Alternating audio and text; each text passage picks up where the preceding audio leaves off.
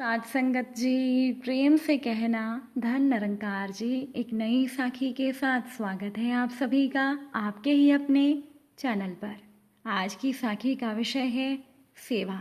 तो चलिए सुनते हैं आज की ये साखी। साध संगत जी, एक स्कूल के प्रिंसिपल शर्मा जी जैसे ही घर से स्कूल जाने के लिए निकले, तभी पीछे से उनके पिता ने आवाज़ लगाई कि बेटा, मेरी दवाई ख़त्म हो गई है, 3 दिन हो गए हैं, तुम ऑफिस से लौटते समय मेरी दवाई लेते आना।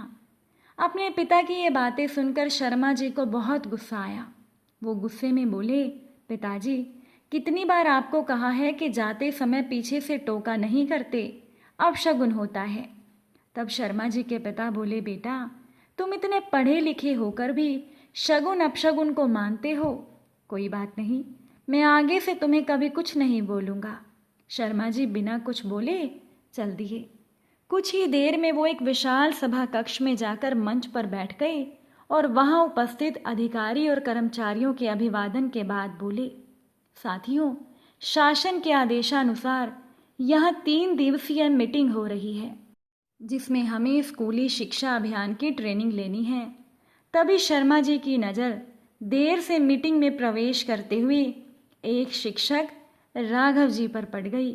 तो राघव जी को देखकर चिल्लाकर शर्मा जी ने कहा, मास्टर राघव जी, क्या ये कोई समय है मीटिंग में आने का? क्यों ना इस अनुशासनहीनता के लिए आपका 2 दिन का वेतन काट लिया जाए। आज आप लेट क्यों हैं? इस बात का लिखित स्पष्टीकरण कल लेकर आइएगा। राघव जी बिना कुछ बोले सर झुकाए खड़े रहे। जब उन्होंने अपना सर सीधा किया, तब वहां मौजूद लोगों ने देखा कि राघव जी की आंखों में आंसू थे। मीटिंग खत्म होने पर प्रिंसिपल शर्मा जी ने अपने चपड़ासी को बुलाकर राघव जी के 2 दिन के वेतन काटने का ऑर्डर टाइप करने का आदेश दिया। शर्मा जी का आदेश सुनकर उनका चपड़ासी बोला, साहब जी, आप उनका 2 दिन का नहीं, 1 महीने का वेतन भी रोकने का आदेश देंगे तो राघव जी कोई आपत्ति नहीं करेंगे। वो बेचारे सर झुकाकर आंसू बहाते रहेंगे। ये नौकरी उनकी कमज़ोरी भी है और मजबूरी भी है। प्रिंसिपल शर्मा जी बोले, जो भी हो, अधिकारी लोग अक्सर दिमाग से काम लेते हैं। जो अधिकारी दिल से काम लेता है वो अक्सर फेल हो जाता है। कल उनके 2 दिन के वेतन काटने का आदेश टाइप करके मेरे मेज पर रख देना। चपड़ासी ने कहा, सर जी, 1-2 दिन रुक जाइए, पहले जान तो लीजिए कि बात क्या है। तब प्रिंसिपल शर्मा जी बोले, देखिए, मुझे कोई भी काम देरी से करना पसंद नहीं है।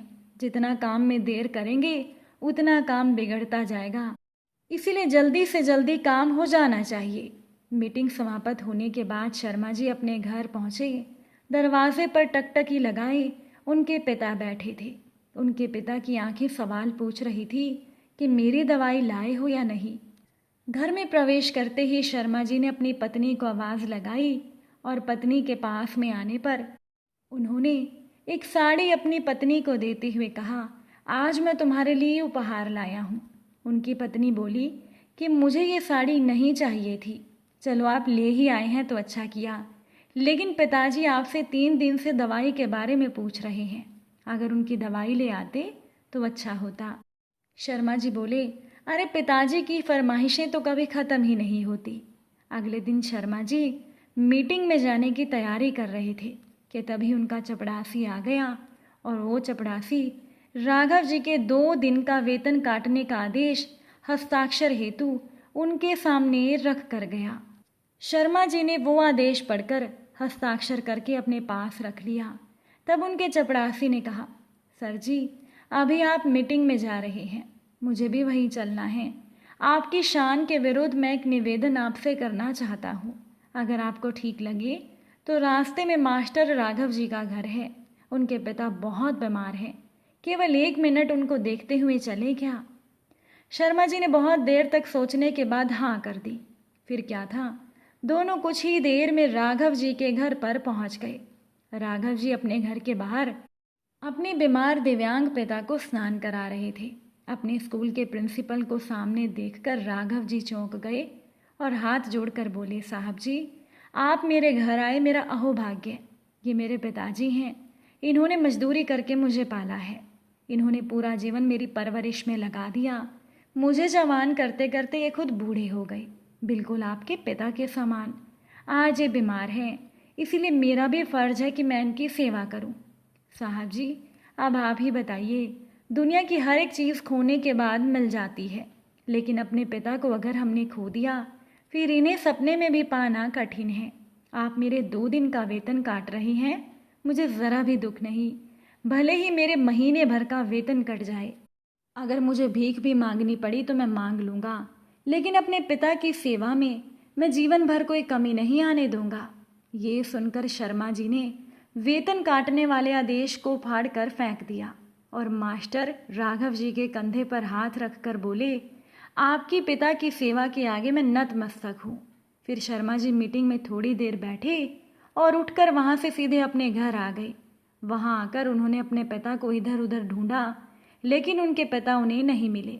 तभी उनके पास किसी का फ़ोन आया कि साहब जी, आपके पिता को कोई गाड़ी वाला टक्कर मारकर भाग गया है, जल्दी आइए, आपके पिता अंतिम सांसें गिन रहे हैं।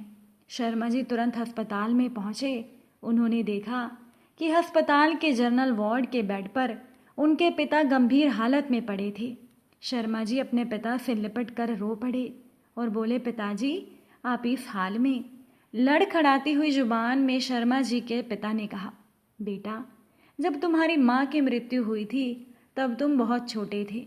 लोगों ने मुझसे आकर बहुत कहा कि मैं दूसरी शादी कर लूँ, लेकिन मैंने अपना पूरा जीवन तुम्हें अच्छा इंसान बनाने में लगा दिया। लेकिन ज़रूर मेरी परवरिश में कुछ कमी रह गई होगी। अपने इलाज के लिए मुझे अकेला अस्पताल आना पड़ा। अब मेरा अंतिम समय आ गया है। तुम्हें हमेशा खुश रहने का मैं आशीर्वाद देता हूँ।